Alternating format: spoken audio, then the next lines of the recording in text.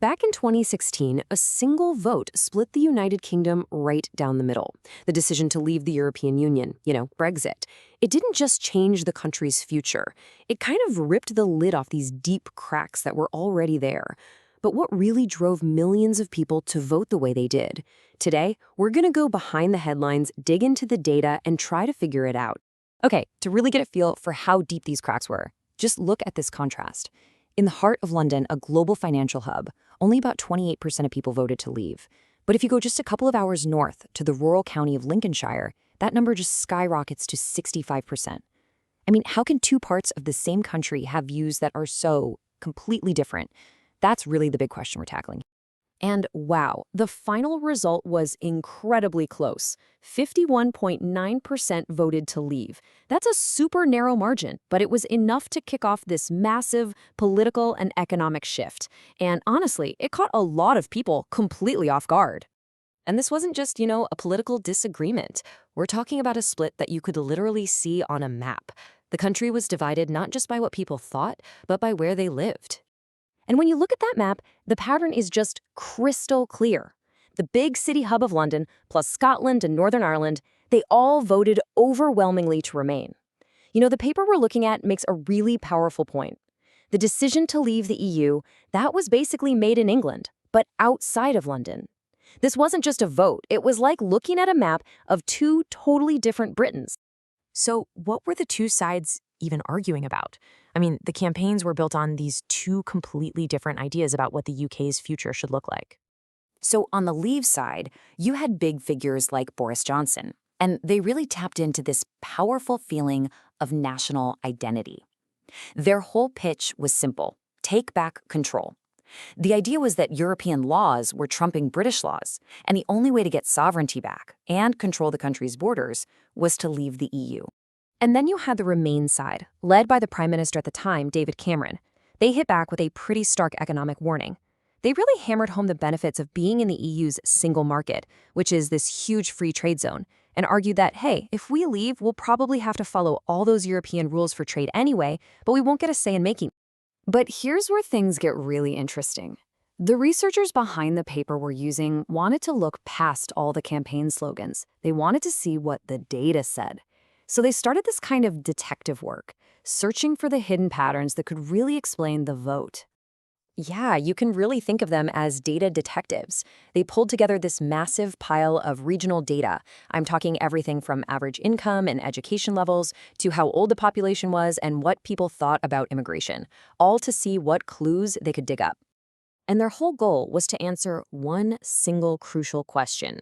If you strip away all the noise, all the slogans and the headlines, what things actually predicted how an area was going to vote? And what they found? Well, it gets right to the heart of the whole Brexit story. Let's take a look at the key drivers the data pointed to. So the study found three really powerful predictors. The areas with a higher leave vote, they almost always had three things in common: lower average incomes, fewer people with a university degree, and more residents over the age of 65. Okay, so just how strong was this link? Well, the paper breaks it down with some really striking numbers. Let's just take education, for example. The data shows that for every 5 percentage point increase in the share of the population with lower educational qualifications, the leave vote shot up by nearly 5 full percentage points. I mean, that is a huge correlation, and it was a pattern they saw right across the country. Now, I know what you're probably thinking. What about immigration? Right? It was all over the headlines. But this is where the data shows something really fascinating. It wasn't always the areas with the most immigrants that voted to leave. It turns out the fear of immigration might have been a way more powerful driver than the actual numbers. And this chart really just drives that point home.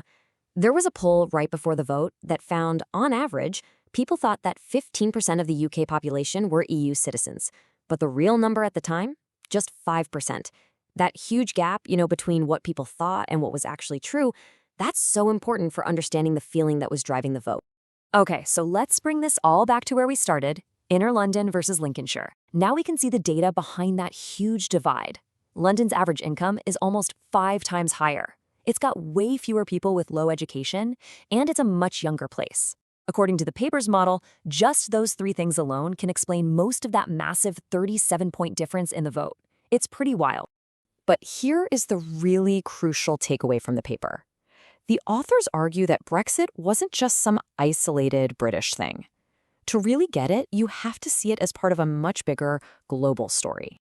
Their ultimate conclusion is that the vote was basically a protest from people in places that feel like they've been left behind by this modern global economy. You know, that huge shift that saw manufacturing jobs disappear while places like London boomed with service jobs.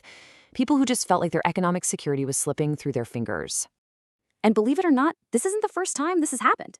The paper points to a really cool historical parallel.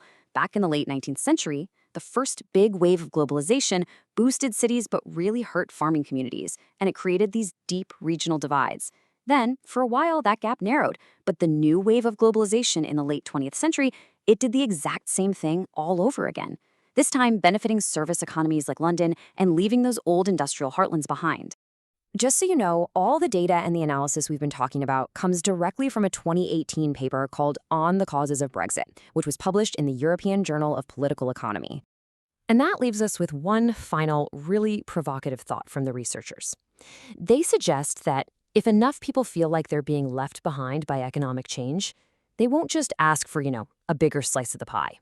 They might just vote to flip the whole table over. And that really poses a critical question for all of us. Are votes like Brexit a sign that we need to find new ways to build a global economy that actually works for everyone and not just for a select few?